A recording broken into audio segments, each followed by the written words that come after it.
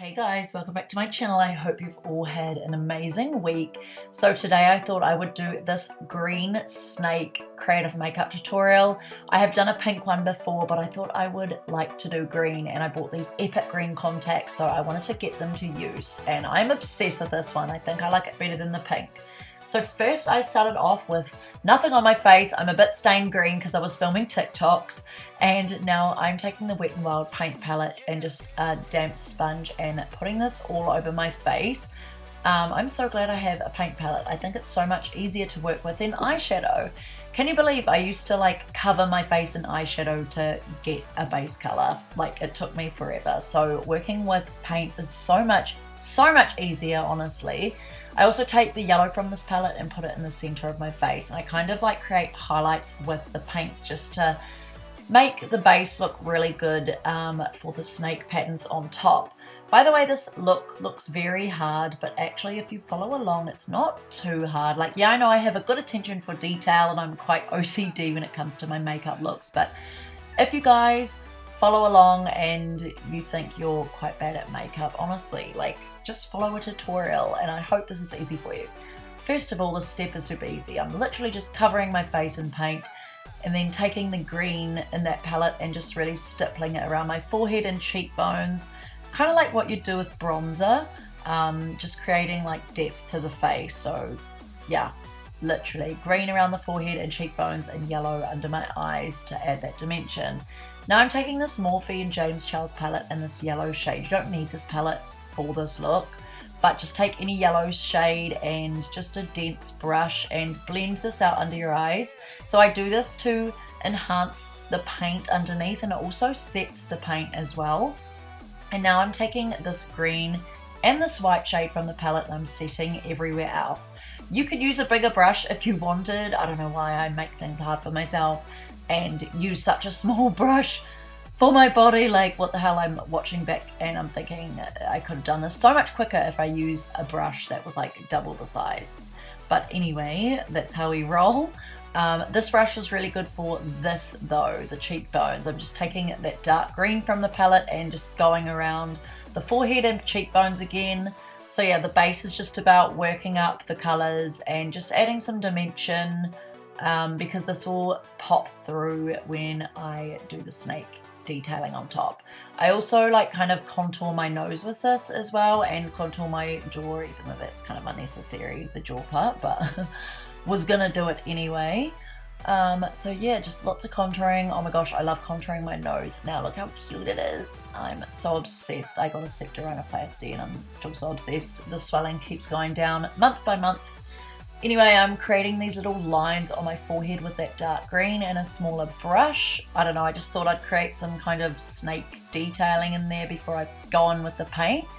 Now I'm taking this Wet n Wild H2O proof liquid eyeliner. I ran out of my standard like pen liquid liner, which I find easy to work with, but this one was actually not too bad because the brush is quite stiff and it's not like a flimsy brush. But I don't do this that perfect. Like, you can go in a bit slower and perfect the eyeliner, but I kind of just did it messy anyway. The look is so like detailed that people aren't really going to notice like how perfect your eyeliner is. I mean, they might do, but yeah, I knew that this look was going to take me like 3.5 to 4 hours, so I thought there is no time to lose. So yeah, I'm just doing a wing and really extending it out so you can see it, and then I do this kind of cut crease on the top. Oh, here's my pen liner that I like to use. I thought this one was a bit easier for this. Little bit messy, as you can see. It was a bit hard working in my crease line. I should have made this a little bit higher than my crease line, but I didn't really want it to be too like circular looking. I really wanted it to be quite almond looking to just suit the snake eye effect. And now I fill in that with the green from that palette that I used, and I'm just packing that in there and making sure you can't see any paint underneath. The eyeliner got a little bit smudgy, but as I said, I didn't really mind. Now I'm taking this Avon Luxe eye pencil, and this is like a really good waterproof one, and I'm just lining my tight line and waterline. And now I'm using the Body Effects face paint palette, and I really like this. I first started off with the white and I thought, that's not too great, so then I used the light green in that palette, Honestly, that palette is so amazing. It's water activated, so just swirl a little paintbrush in water, dip it in, and you're good to go.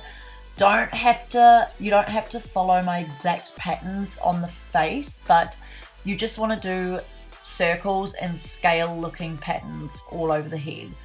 And you don't want to do it so there's scales everywhere. You want to add like bigger circles and smaller circles on your face. And just make sure you draw this line down your nose, because I think it looks really good. So I just drew a line down, and then I draw lines up like this and just drew it around my eyebrow. You could kind of follow this tutorial to see where I've drawn mine, but I had done a pink snake look before, like I had said, so I kind of remembered what I did, and I actually used my own photo as a guide, which was really good. And if you guys didn't know, the original creator of this green snake idea that I got inspired from was Made You Look. So she's quite big here on YouTube, and I've followed her for years now. She has amazing artwork. I'm so inspired by her makeup looks. They're like honestly so amazing. She did the snake look I can't remember, like 2 years ago or something, and I was so inspired. So yeah, I just keep going and going and going. A good thing to get through a makeup look that takes so long is literally just listen to your favorite music.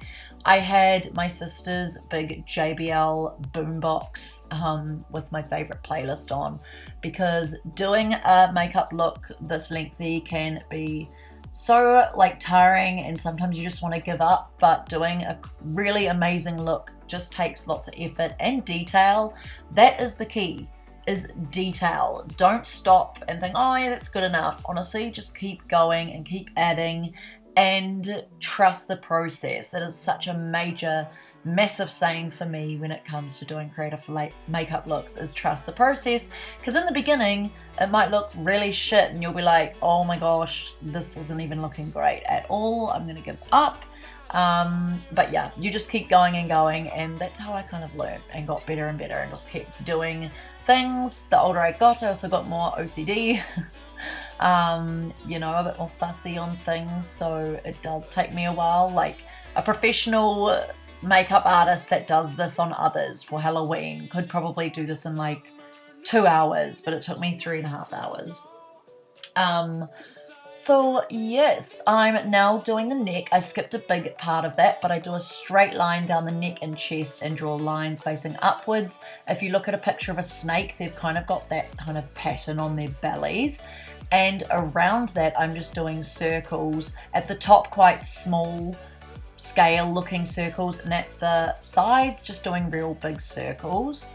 Yeah, I also looked on Google to get some images of a snake, and yeah, kind of just went from there. So this part took the longest because obviously the body is the biggest.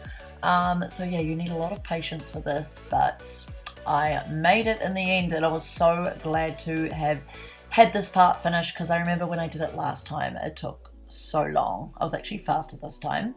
Now I'm taking that dark green and the light green from that palette, mixing it together, and I am filling in the scales like around the edges. So this is the key for this look.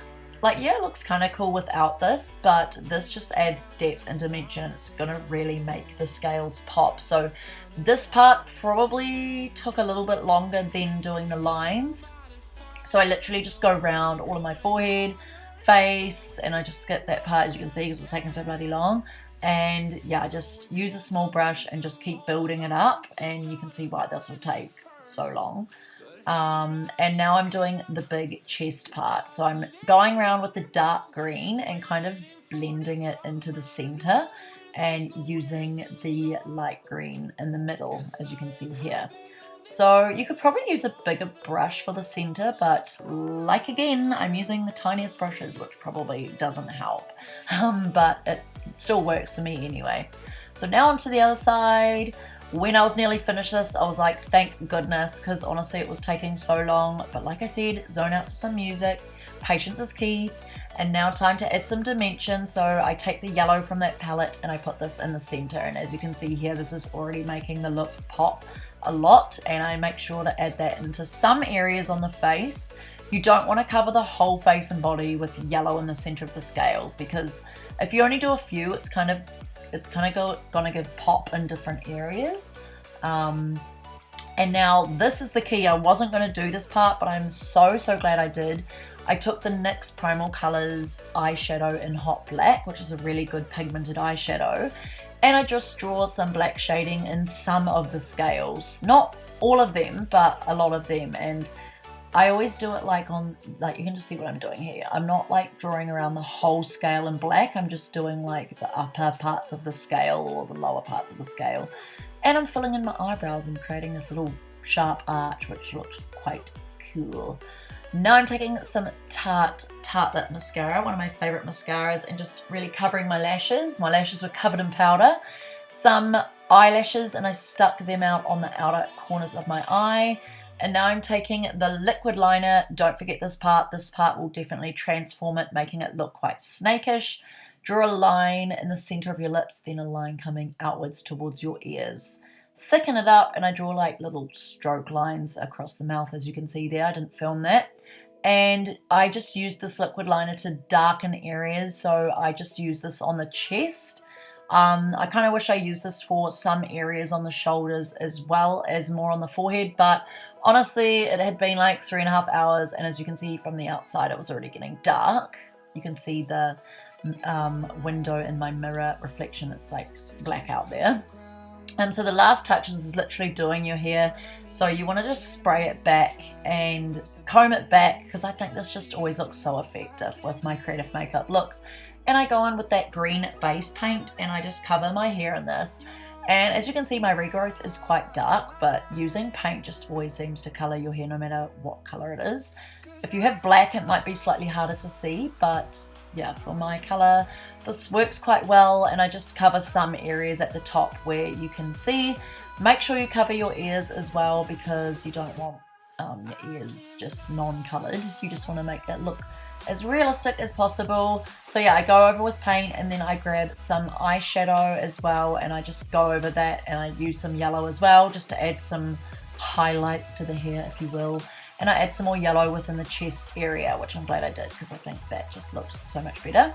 Now I'm taking these Body FX contact lenses in Jurassic 3, and they look so freaking epic. I think it really completes the look. I was so obsessed with how this turned out. I really liked this. Matthew liked this one better than the pink one, and I think I do too now. Anyway, I hope you guys enjoyed this tutorial. If you did, don't forget to give it a big thumbs up and subscribe to my channel. I upload every Monday. And comment down below what you want me to film next for Halloween. And I will see you guys in my next week's video. See you later.